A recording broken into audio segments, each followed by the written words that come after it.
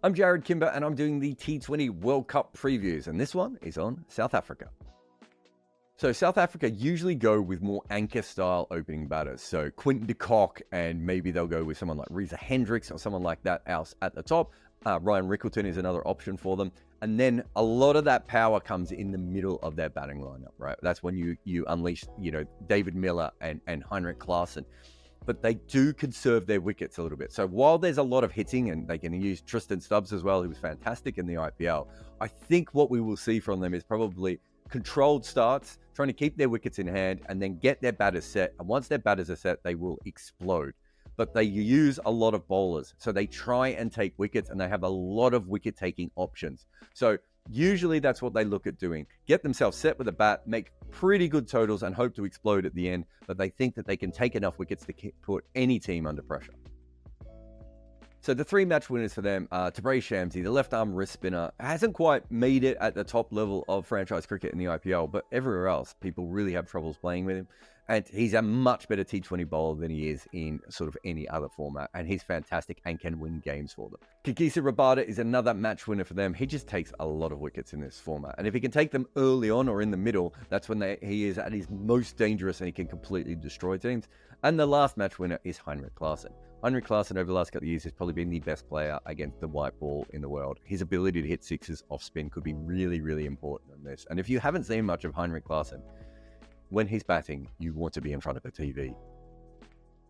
And South Africa's surprise package is probably going to be Tristan Stubbs, although I'm not sure how they fit him into this side, but he was scoring at 3 runs a ball in the death during the IPL, and it looks like he's matured and found a new level of his game. If they can fit him in, I don't think that many people understand how good Tristan Stubbs is at the moment, but more likely it will be either one of Bartman, and we want Bartman to play well just because his name's Bartman, but also Gerald Coetzee might be the other player that they bring in, who's a very exciting player. And we saw him in the World Cup. He could be even more dangerous in a T20 World Cup.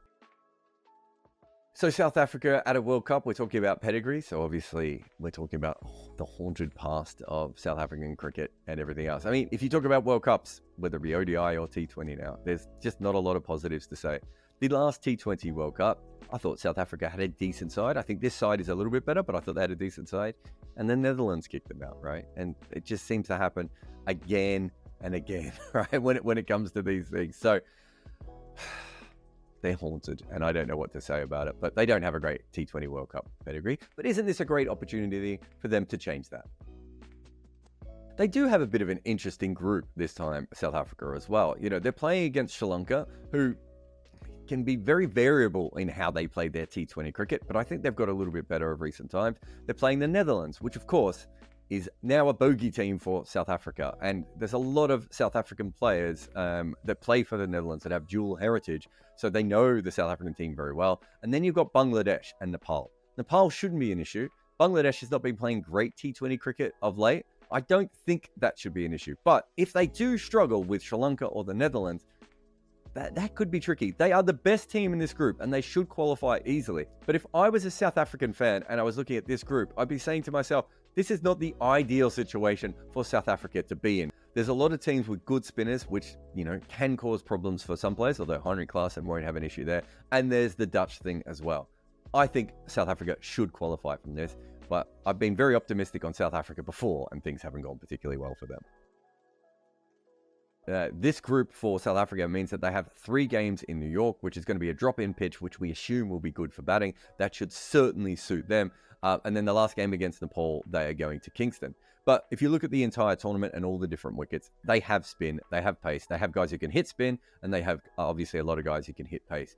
Like a lot of the other teams that have a good chance of winning this tournament, I think from that point of view, there's plenty of options for them, so they shouldn't have any problems with the wickets.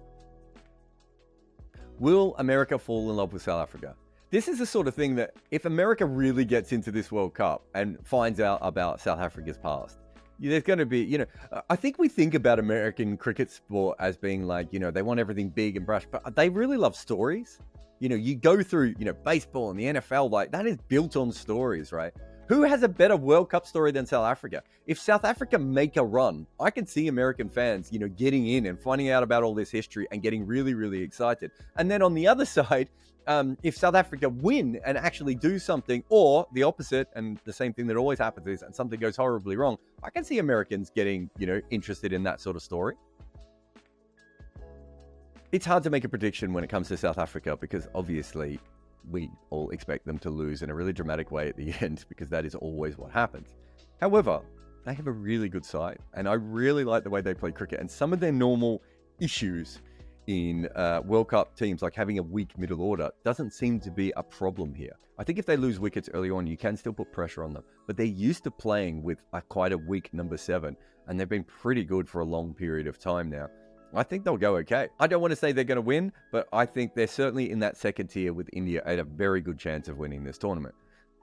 Of course, we just don't know what calamity will hit them to stop them winning the tournament yet. Well, that's it from me on this T20 World Cup preview. Remember to like and subscribe and do all those things that talkSPORT Cricket wants you to do on this channel. We're going to have so much coverage of cricket here. If you're not subscribed, what are you doing with your life?